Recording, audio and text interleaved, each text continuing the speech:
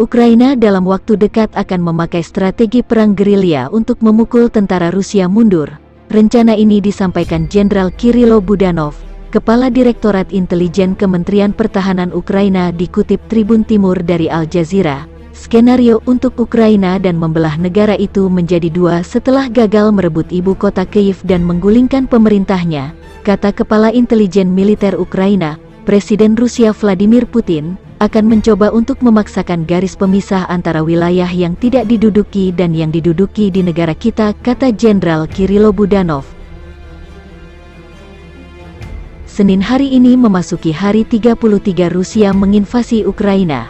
Belum ada tanda-tanda berhenti meski Kremlin mendapat tekanan dan sanksi bertubi-tubi dari Barat. Dua kubu diagendakan berunding lagi dalam 24 jam ke depan. Presiden Ukraina Volodymyr Zelensky mengatakan siap membahas status netral Ukraina di NATO, namun menyebut referendum hal yang sulit.